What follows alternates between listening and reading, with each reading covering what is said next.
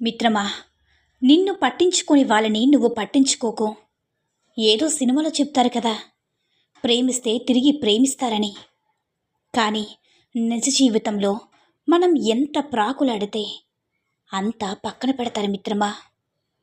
చుట్టూ తిరిగినంత మాత్రాన చుట్టం చేసుకోరు సరికదా, చులకన చేస్తారు. మనకు మనం ఆస్తులు సంపాదించకపోయినా పర్వాలేదు, ఆత్మాభిమానం అనే ఆస్తి సంపాదించుకోవాలి. అర్థమైందనుకుంటా.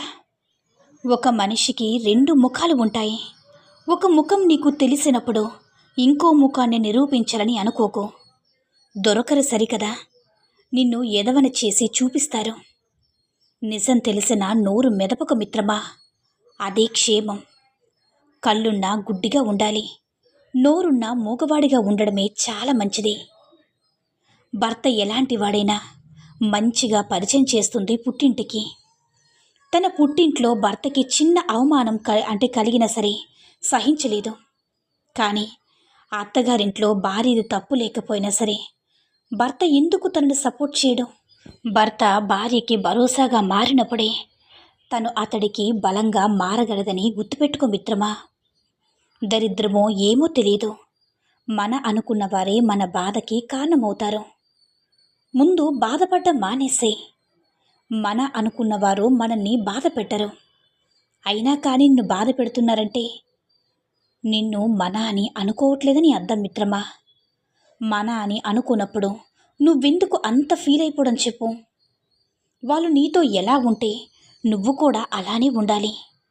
అదే సరైన సమాధానం. మిత్రమా, ఒకరికి నచ్చలేదని ఆగిపోకు. నీకు ఏది మంచిదనిపిస్తే అది చెయ్యు. నిన్ను నచ్చేవాళ్ళు ఎలా ఉంటారో అలానే నచ్చిన వాళ్ళు కూడా అలానే ఉంటారని కూడా తెలుసుకో. నీ ఆకలి, నీ బాధ నీకు తెలుస్తుంది. నీకు ఏం కావాలో నీకు మాత్రమే తెలుస్తుంది మిత్రమా. పక్కనుడి అభిప్రాయంతో అస్సలు బ్రతకద్దు, ఊపిరాడదని గుర్తుపెట్టుకో. జీవితంలో ఒకటి తెలుసుకో, ఇష్టపడు, ప్రేమించు. కానీ వాళ్ళ దగ్గర గొప్ప అనిపించుకుంటేనే గొప్ప, లేకపోతే నువ్వు దేనికి పనికిరావని అస్సలు అనుకోక మిత్రమా. ఇలా అయితే నువ్వు చాలా కోల్పోతావు. ముందుగా నిన్ను నువ్వే కోల్పోతావు. నీ మీద నువ్వు కాన్ఫిడెన్స్ ఉంచుకో.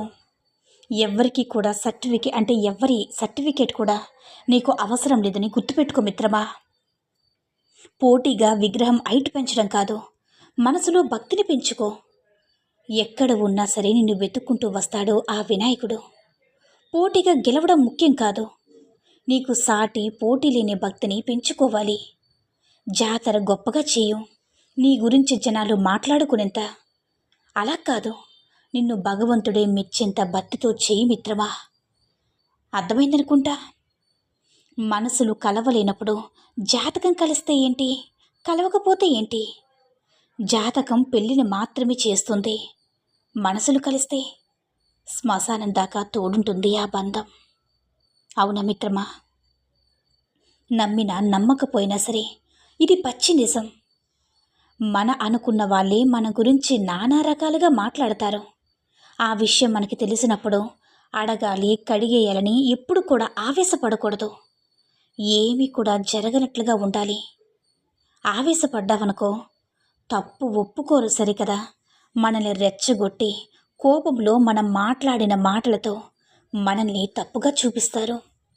మనం శాంతంగా ఉండటం చూసి వాళ్ళే మనశ్శాంతిని పోగొట్టుకుంటారు మిత్రమా. నీ విలువ తెలుసుకోలేదని నా విలువ ఇది అని డొప్పు కొట్టుకుంటూ తిరగలేవు కదా. పచ్చనోటును నలిపి విసిరేసినంత మాత్రాన దాని విలువ తగ్గిపోదు. విలువ తెలియని వాడి చేతిలో పడిందని అర్థం చేసుకో. నీ విలువ ఏంటన్నది వాడికి అర్థమయ్యేలా చేయగలిగిన రోజు వాళ్ళే ఎగురుకుంటూ వస్తారు నీ దగ్గరికి. గుర్తుపెట్టుకో మిత్రమా. నువ్వు బాధపడితే నీలో నువ్వే దాచేసుకో. బాధపడుతున్నావని తెలిసిందో ఇంకా ఏడిపిస్తారని తెలుసుకో. బాధపడి ఎంత ఏడవాలో అంత ఏడ్చేసేయి. అప్పుడు నీకు తెలుస్తుంది ఇంత ఏడవడం మనం అవసరమా అని. మర్చిపోవడం దేవుడిచ్చిన వరమైతే బాధపడ్డం నీకు నువ్వుగా ఇచ్చుకునే శాపమని తెలుసుకో మిత్రమా. అర్థమైందనుకుంటా. పిల్లల అల్లరి భరించలేక తల్లిదండ్రులు పిల్లల్ని హాస్టల్కి పంపిస్తుంటే పిల్లలు పెద్దయ్యాక తల్లిదండ్రులను వృద్ధాశ్రమాలకు పంపిస్తున్నారు. ముందు భరించడం నేర్చుకుంటేనే కదా ప్రేమించడం నేర్చుకుంటారు. కర్మ ఎవ్వరిని కూడా వదిలిపెట్టదు. భరిస్తేనే బంధం విలువ తెలిసేదని గుర్తుపెట్టుకో మిత్రమా. నువ్వంటే నాకిష్టం, అందుకే నీకు నచ్చినట్టే ఉంటా, నువ్వు చెప్పింది మాత్రమే చేస్తాని ఓ తెగ ఎగ్జైట్ అయిపోకు మిత్రమా. నీకంటూ ఒక కొత్త స్పేస్ ఉంచుకో, లేదంటే చాలా బాధపడతావు. ఒకప్పుడు నచ్చినట్లు ఇప్పుడు నువ్వు నచ్చకపోవచ్చు. అప్పుడు నీలా నువ్వు బ్రతకలేవు. వాళ్ళకి నచ్చినట్లు ఉండిపోలేక నరకం చూస్తావు మిత్రమా. ఎవరు మన, ఎవరు తన, కాటిదాకా పోయేదాకా తెలియని విషయం గురించి ఎందుకంత ఆలోచన? నీ దాన్ని వచ్చేవారు నీవారు, అంతవరకే నువ్వు ఆలోచించాలి.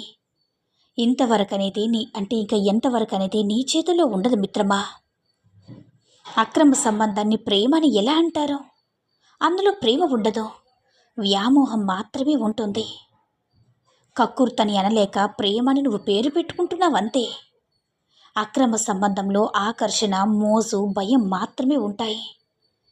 కళ్ళు వెళ్ళిన ప్రతి చోటకి కూడా మనసు వెళ్ళకూడదు మిత్రమా. మనసు వెళ్ళిన ప్రతి మనిషి దగ్గర కూడా ప్రేమ వెతుక్కోకూడదు.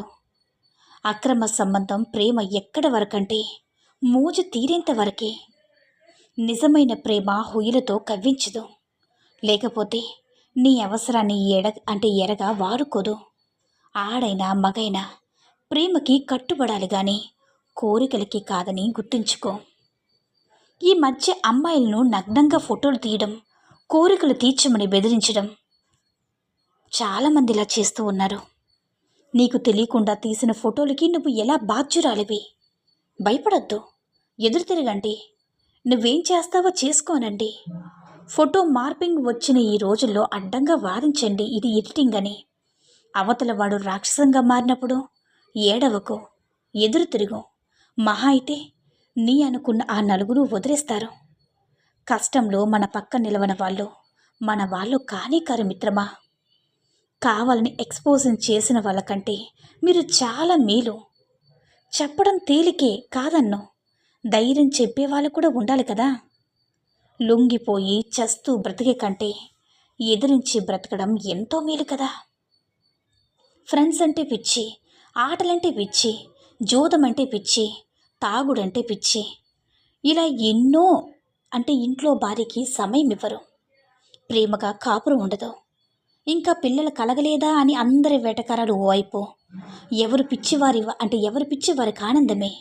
కానీ ఏ పిచ్చైనా సరే నీ భార్యకు నీకు మధ్య దూరం పెంచేలా ఉండకూడదు. మానసిక అవసరమో శారీరక దూరమో ఏదైనా కానీ తను ఎవ్వరికీ కూడా చెప్పుకోలేదు.